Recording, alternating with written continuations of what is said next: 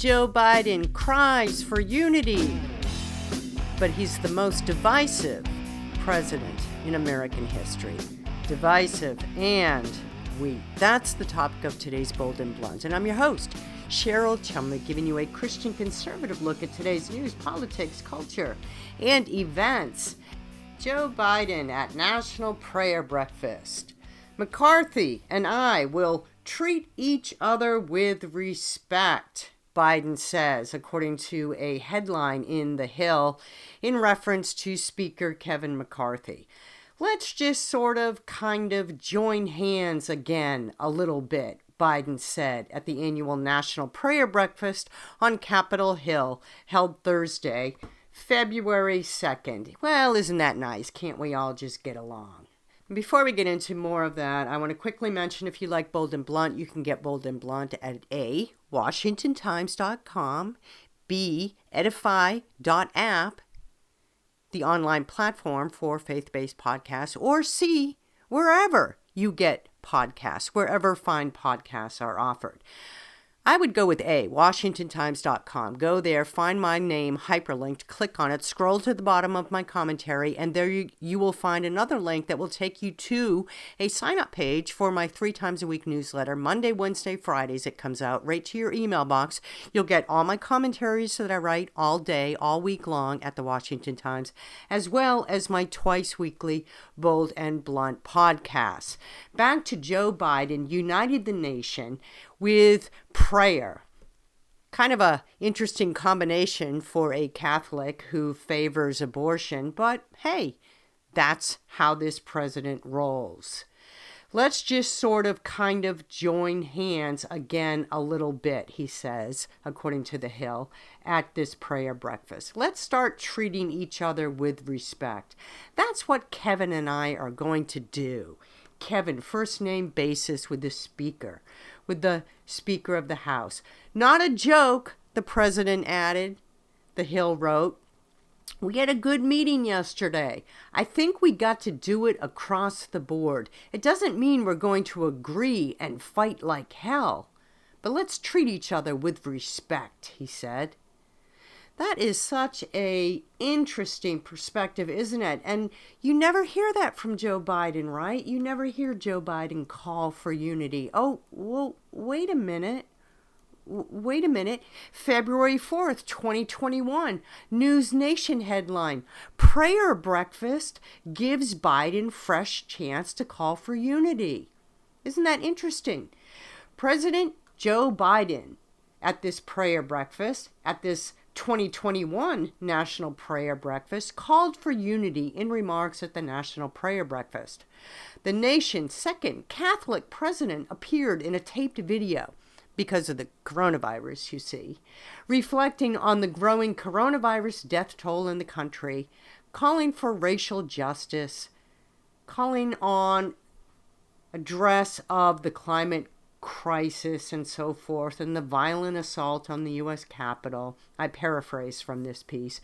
Biden asked Americans to not view one another as Democrats or Republicans, but rather as human beings. Quoting from News Nation what Joe Biden said then, for me, in the darkest moments, faith provides hope and solace. It provides clarity. It shows the way forward as one nation in a common purpose to respect one another, to care for one another, to leave no one behind. That's a little reference to the Marines, it seems like. Leave no one behind. Anyhow, Joe Biden, in 2023, as in 2021, uses the National Prayer Breakfast to draw together his faith as some sort of unifying factor as he calls on Americans to draw together in unity. Unify, he says. Democrats, Republicans, we're all humans, we're all Americans, we're all the same human race. Let's just get along. The question is, does anybody believe him? Look, Joe Biden, since he has taken office, since he became president of the United States, has done nothing particularly to unify the nation. He campaigned on the idea of unifying a nation that was torn after Donald Trump's administration. Well, Donald Trump's administration did not tear the nation apart. That was the previous Barack Obama administration, hammering away for 8 years about the divisions in America by race, by sex, by class, by any way that the Democrats under Barack Obama could divide the nation, they did. Democrats love to divide because it makes it easier to conquer that way. And then came Donald Trump, and he united the nation in terms of allowing economic opportunity to go forth again, reeling back regulatory controls that stifled growth, that opened the door for capitalism and the free market to breathe freely again, which is a unifier because it allows those of any means, whether you're born into this class or you're born into that class, it opens the door of opportunity for you as an individual to exploit your own talents, to shine and grow. That's what Donald Trump did. That's called unifying. But Democrats don't like individualism. They don't like individual achievement because it eats into their power. It eats into their ability to control and seize power. And so they try to create class divisions in society. And that way they can come in as a political party and pretend to be the solution. They can pretend to be the helper of those downtrodden that they themselves created. So Joe Biden calling for unity, Joe Biden having a meeting with Speaker McCarthy and pretending at this national prayer breakfast once again that faith unifies and that Democrats and Republicans can actually get along when Democrats have become the party of anti-America. Democrats have become the party of anti-God. And Democrats have become the party of pro-globalism. And expect Republicans now to somehow unify with that? Guess what? If you're an American citizen and voting in the Democrat Party, what you're voting for is to destroy your nation. So for Joe Biden to stand up and be a mouthpiece for unity and peace and faith and so forth, that's called talking out of your you-know-what. Joe Biden hasn't only divided the nation, he has set the world on fire. He has allowed a weak White House to go forth and multiply its weakness on as many foreign policy fronts as possible. And what we have now is a North Korea that is, yay, yay, go Team Biden. North Korea loves Joe Biden very much. Guess who else does? China loves Joe Biden very much. Guess who else? Iran loves Joe Biden very much. Guess who else? Russia loves Joe Biden very much. Joe Biden has so weakened America that all these bad actors on the world stage are just planning and plotting and strategizing how best to capitalize on Joe Biden's remaining 2 years as president. And guess what? It doesn't look good for America.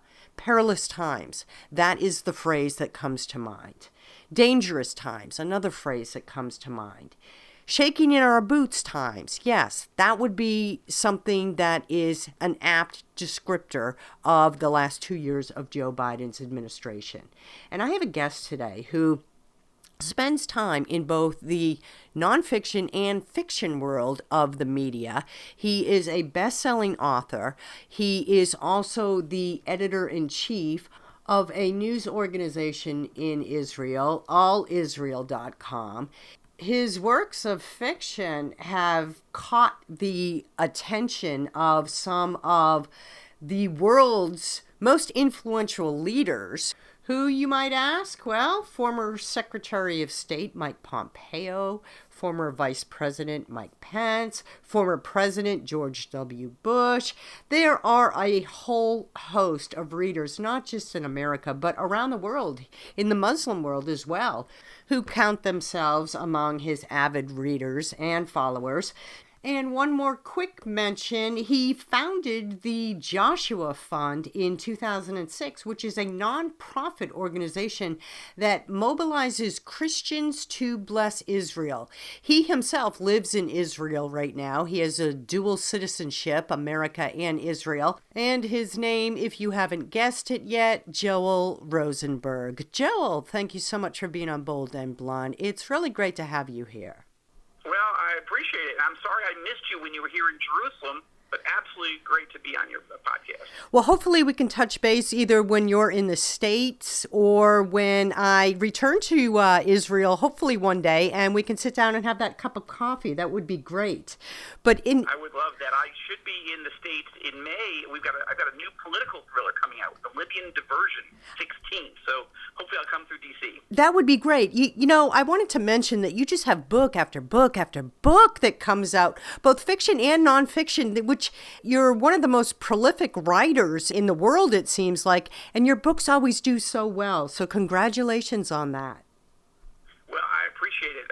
It's been a fascinating journey. You know, my first novel I wrote back in 2001. I began it in January of 2001. That's significant because the first page puts you inside the cockpit of a jet plane that's been hijacked by radical Islamist terrorists and is coming in on a kamikaze attack mission into an American city. That was almost 9 months before September 11th. In my novel, The Last Jihad, it wasn't Washington or New York. It happened to be Denver because the President of the United States was visiting Denver in the novel. And it wasn't a commercial 777. It was a Gulfstream 4 business jet. But I was literally finishing The Last Jihad on the morning of 9/11. We were living in Washington, D.C. at the time.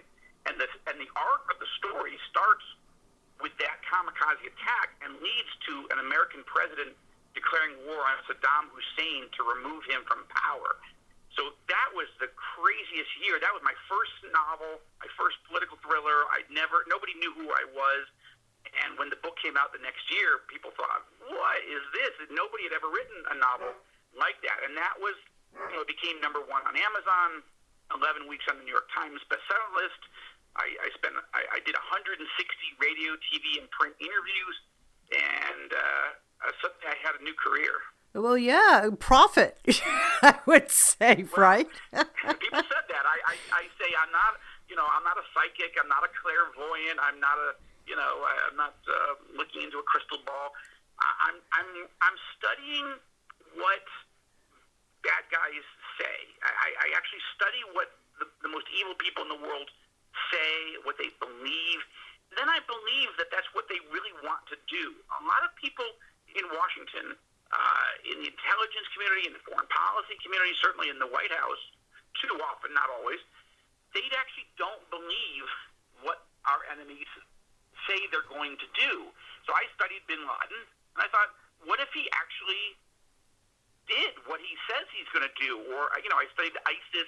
I wrote the first ever novel about ISIS at a time when President Obama was calling the terror group, a JV team, right? He didn't take them seriously. But I wrote a series of novels about the damage they could do, and it became so interesting to the King of Jordan, King Abdullah, that he actually read all three of them. Wow. And invited me and my wife to come get to know him for 5 days in Amman. And so this is a problem in our Western world. They too often people don't believe that evil exists. I think that's very important. That's a hugely important statement, because I agree. Americans and the Western world, but Americans in particular, they don't like to call out evil as evil. Right, and sometimes sometimes somebody's a criminal and they're misguided, or maybe they're not evil, they're just flawed, but some people are evil. And this is a very modern Western notion, people being very uncomfortable with describing things as evil. Remember when President George W. Bush talked about the axis of evil, or President Ronald Reagan 30 years earlier saying the evil empire, and the left shuddered and moderates got squeamish, and some people just thought that's nutty. But so this is the theme of all my novels. I've written this, the Libyan Diversion, which comes out in May, is I think the 20th. We've got 5 million copies in print. We've got a movie deal now. But the premise, the heart of all my novels, the stories are different, the characters are different, but the premise is the same, which is this: to misunderstand the nature and threat of evil is to risk being blindsided by it. If you don't understand what evil is, and you don't understand who the Imperial Japanese Emperor really was back in 1941, you could get blindsided at Pearl Harbor, which is exactly what happened. Right? If you don't believe that Osama bin Laden is evil and that he fully intends to carry out his threats, that he already attacked the World Trade Centers in 1993, I believe it was, that he might try it again. Now, I probably should have written a novel about that specifically, like attacking the World Trade Centers, but I'm mostly glad that I didn't. But my point is, remember at the time, even George W. Bush, who I mostly, regarded very highly, but he said no one could have imagined such a thing happening. But most people didn't imagine it. I did. Why? Not because I'm a clairvoyant, but because I believe evil people when they say they're going to do these things. And if you don't believe them, then you are at risk of being blindsided. And I believed ISIS was going to try to commit genocide. That's why I wrote those novels. And I believe Iran is trying to build the nuclear weaponry to not only annihilate Israel, the country I live in, the country I'm a citizen of, I believe they're coming after the United States as well. And most people don't believe it, even though the leaders of Iran call Israel the little Satan. Right. They hate us. They want to wipe us off the planet, but we're not the main target. The United States is the great Satan in the theology, the eschatology, the end times theology of the Iranian leadership. They're coming for the United States, and they're not kidding. But the Biden administration and Obama before him just doesn't get it.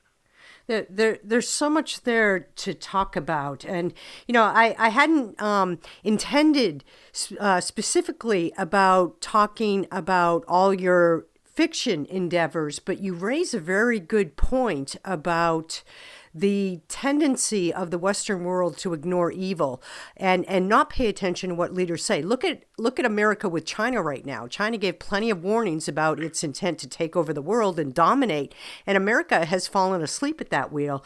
And about Iran, how is Israel doing? Because you are in Israel, that's where you live. How is Israel doing with this administration in terms of Joe Biden's approach to Iran and nuclear treaty and nuclear development designs and so forth? Israelis, almost every Israeli is horrified by the Biden administration. Really? Actually, Secretary Tony Blinken is in town, right? He's right now, and Jake Sullivan, National Security Advisor, was here a couple weeks ago. Look, these are decent men. I believe they and President Biden, they mean well. Like, President Biden calls himself a Zionist. How many American leaders in the Democratic Party call themselves a Zionist, meaning they believe that Israel has a right to live here, that God has given us this land, that it's not, yes, he wants a two-state solution, the whole thing, but that's quite an identification with the Jewish people, the Israeli cause, and our history. So I give credit to Biden for that. He's the most pro-Israel person in the Democratic Party, at least at the senior levels, right? So that's good. But the three of them, Biden, don't even get me started on Kamala Harris, but Blinken, Sullivan, these are all the guys that did what? They decided the way to bless Israel and protect America is to give Iran $150 billion in an agreement that wasn't even signed, wasn't ratified as a treaty by the United States Senate.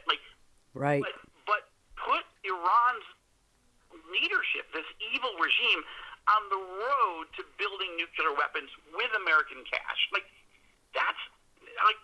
it's not that I doubt their sincerity, but take Biden in particular. The problem with Joe Biden is not that he doesn't love Israel. The problem is that because he's been in Washington for 50 years, he's absolutely convinced that he's a genius when it comes to foreign policy. But it turns out he isn't. Right. He told Obama to withdraw from Iraq in 2011, and what happened? Genocide happened. ISIS happened. But rather, and he was told not to do the exact same thing by pulling all U.S. forces out of Afghanistan on the 20th anniversary of 9/11.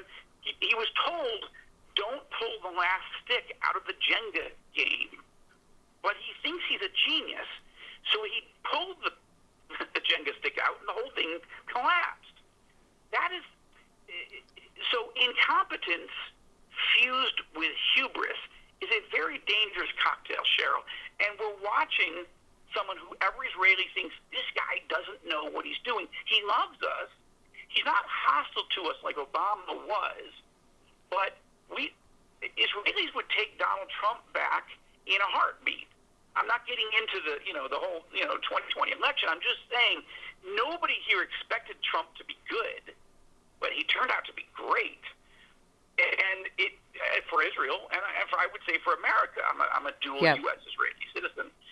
So, but yes, fiction has a way of capturing people's imagination and getting them to think about things and learn things that they might not want to really learn, right? And that's why I write both fiction and non, but I'll tell you, the fiction is much more interesting to people. It's the fiction, not the nonfiction. It's the novels that caused Mike Pence, when he was in the House of Representatives, to say, Joel, I'm loving your books. Would you come have lunch with me? I'd like to get to know you. It was the novels that caused Mike Pompeo to say, Joel, if you're ever up on Capitol Hill, I'm reading your novels. I'm loving them. Come meet me. This is like, who knew these guys were going to become who they became, right? And King Abdullah, Mohammed bin Salman in Saudi Arabia. Like, so I won't go on the list, but my point is, three former CIA directors have become readers of the novels. They've also become good sources. But novels have a way of just intriguing people, and you end up learning things and seeing the world differently because you're on a roller coaster ride, not because you're sitting in a classroom. I'm curious, in your novels, in your fiction, do you get pushback from, let's just say by way of example, the Muslim community because of criticisms that you're painting them in negative lights?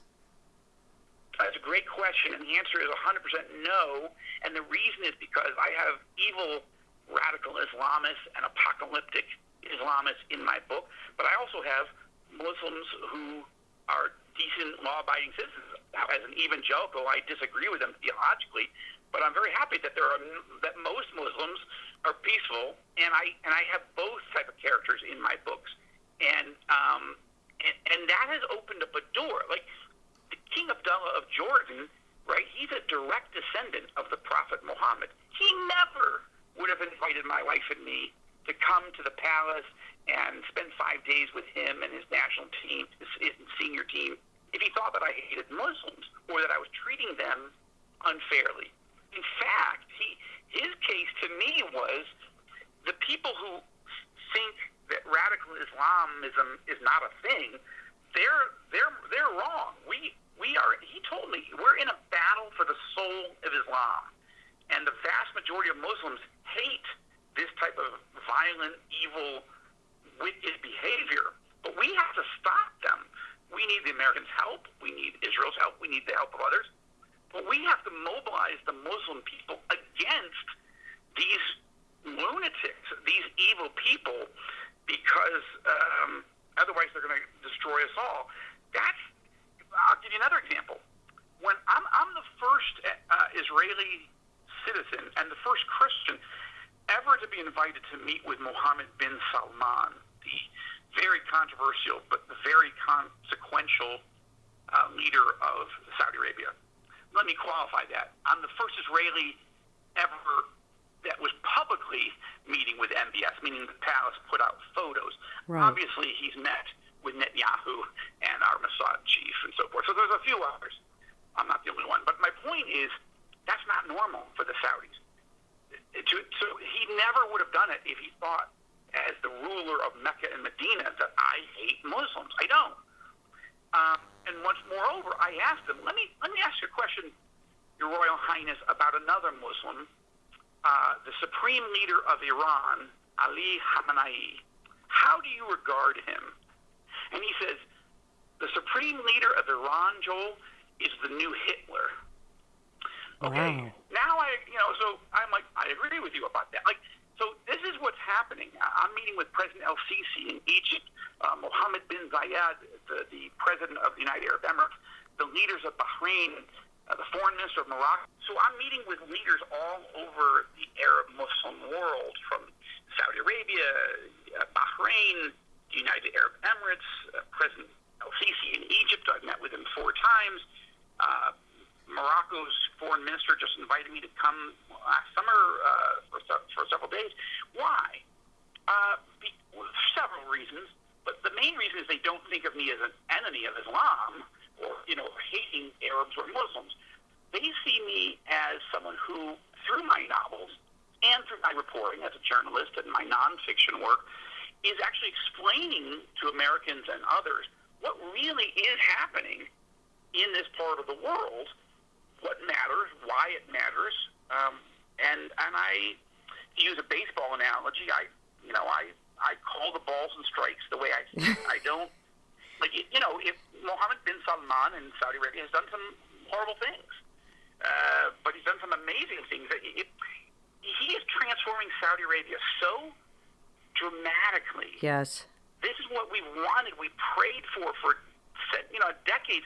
If MBS didn't exist, I would have to make him up in a novel. But he does exist. Now, he has made some flawed decisions, but it's Saudi Arabia. Let's remember, this is a dark country. They call it the Forbidden Kingdom. But he's transforming it into a country that wants tourism, that wants trade, that wants foreign direct investment, that wants technology, and, as I've reported, wants to make peace with Israel. I recently did an exclusive story where I interviewed former Vice President Dick Cheney's national security advisor, a guy named John Hanna. John led a delegation of U.S. military, former retired top military leaders, to go meet with MBS and other top Saudi officials in Riyadh in November. No one had reported on it, but I did the story for All Israel News, which is a news website that I founded a couple of years ago. And Hanna told me on the record that that the top leaders of Saudi Arabia said, we are now ready to normalize with Israel. I said, really? And he said, but before we do that, we have to normalize with Joe Biden. Right. Biden hates the Saudis, but seems to love Iran. I'm not saying that the Saudis don't have flaws. They do. And I've been honest about that in my reporting and in my book called Enemies and Allies. But come on, Joe. If you're willing to go make peace or give billions of dollars to Iran, our worst possible enemy, to the president of Iran who killed 30,000 of his own people, but you're throwing an American ally, Saudi Arabia, under the bus? What in the world are you doing? It doesn't make sense. So that brings up a really good theme, and I know our time is running tight here, but maybe you could just end up by addressing this one point. You and I are in agreement on Joe Biden's administration harming relations with the Saudis and putting Israel as well as America and maybe even the world in danger with associations with Iran and their nuclear design. So what does that mean for the last 2 years of this administration, though? Where do you see the world in 2 more years of Joe Biden at the foreign policy helm? Well, okay. So I wish this was a novel rather than reality. Right. But here's the short version, Cheryl, to be bold and blunt. I think this is the most dangerous 2 years in my entire lifetime. I'm 55 years old, for America and for Israel. Why? Because Joe Biden is projecting so much weakness that tempted Vladimir Putin to invade Ukraine and set in motion the biggest land war since World War II. Yep. That's because Biden is so weak that Putin went to go get a prize he's wanted for a long time. Now, did he do that under Trump and Pence and Pompeo? He did not. Why? Because he feared them. He doesn't fear Biden, right? That's number one. Number two, Iran has rejected Biden's lavish offer to get back into the nuclear deal. It wasn't that Biden wasn't begging Tehran. It's just that they thought, why bother? What's the point? We could just go break out and get nuclear weapons with or without Joe Biden. And they are more likely to do it in the next 2 years than at any other time in history. Third, China, Communist China.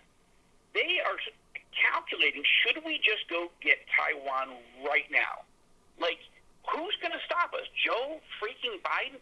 Like, this is the three worst world actors, and then you add North Korea. But let's just stick with the three because of time. Russia, Iran, and Communist China. One has already moved, and the two others are actively trying to decide, why would we wait for Trump to get back in, or DeSantis, or Nikki Haley, or Pence, or Pompeo, or whoever it's going to be? Any of them will be tough compared to Biden. So this is a terrible, dangerous moment in world history and in American and Israeli foreign policy. I am so glad that you said that, not because I like the message, but it's 100% dead on, and I think people need to realize that. And the good news, though, if you are a Christian, these tie in very interestingly to biblical end times as well, yes? It does, and that's, look, so many pastors have avoided teaching Bible prophecy anymore because the people who talk about prophecy often sound like they live in Roswell, New Mexico, at Area 51, right? They just sound like lunatics. And, you go to their websites and it's all in flames and red and black and 92 exclamation points and, empty sentences in capital letters, right? So people are avoiding, Bible teachers are avoiding Bible prophecy. But Bible prophecy is 27% of the Bible. This is obviously 1 out of 4 verses of what God wants us to know. Some of that has already come to pass, but a lot of it is coming forward. And when you look at Bible prophecy, to keep it very brief, Jesus said there would be wars, rumors of wars, plagues. Like, we've just gone through the worst pandemic, 6.5 million people dead, 1 million Americans. This is the worst disease in our lifetime, in 100 years in the world. And some good things that came out of it, but a lot of bad things. And, of course, government's trying to use it to coerce us all to do things that they think we should do. It was bad, but the point is, it was prophesied. These things are going to get worse, not better, between now and the second coming in Christ. So, but, it doesn't mean we live in fear, but we have to turn to faith. And my view is you have to turn to faith in Christ, because the world is not out of control to those who know that the prophecies tell us, hey, be aware these things are going to happen. Why? To shake people out of lethargy, to shake people out of not having a faith, or to shake people out of faith that is in the wrong God or in the wrong political ideology or whatever. Christ, out of his kindness, wants us to turn to him. And that's the only way we're going to have hope in this world, because it's getting scary. 40% of Americans think a civil war is going to break out, and the world's going a little not a little, it's going crazy. And those who don't have faith in a God that can provide true hope are going to have a hard time in the weeks, months, and years ahead. Yeah, you'll live in panic mode constantly, constantly afraid, constantly on edge. Joe, and that's why we see the spike of people addicted to opioids or to there's so much. People are scared, and they may not put it in spiritual terms, but you can see the breakups of the marriage, the child abuse, the sexual abuse, the use of drugs and alcohol, and those are all reactions to pain and fear and sadness. Right. That's the world that we live in now, and there's a spiritual crisis going on, and it's causing all the other crises. Right, and all roads in the end lead to God, to Jesus, as you point out. And Joel, you have to be, if not definitely one of the most interesting guests I've had on Bold and Blunt. I really want you to come back and chat again. Thank you. A fascinating conversation. Went by way too quick, and I know I held you longer than 15 minutes, but Okay. I hope we can get together in May, and no matter what, I hope you come back on Bold and Blunt. Thank you. Well, I would love that, and I hope that we'll try to get you an advanced copy of the Libyan version. It comes out May 16th, and Excellent. Hope you'll have time to read it even before it releases. I will make time. Thank you so much. My pleasure. Check out more about Joel at his personal website, joelrosenberg.com. That's JoelRosenberg. You can find out more about his books, his media, all that he does, his travels, and so forth. He is a New York Times best-selling author of 17 novels and 5 nonfiction books, with 5 million copies in print. That's just the first sentence in the About Joel section of his website. So check it out. Check out his books. They're fantastic. And he has the ears of some of the most notable movers and shakers in the political world, not just in America, not just in Israel, but as he detailed, around the world. If you like Bold and Blunt, you can get Bold and Blunt at WashingtonTimes.com, at Edify.app, the online platform for faith-based podcasts, or wherever podcasts are offered. Tune in next time, and in the meanwhile, don't forget, stay blunt, stay bold.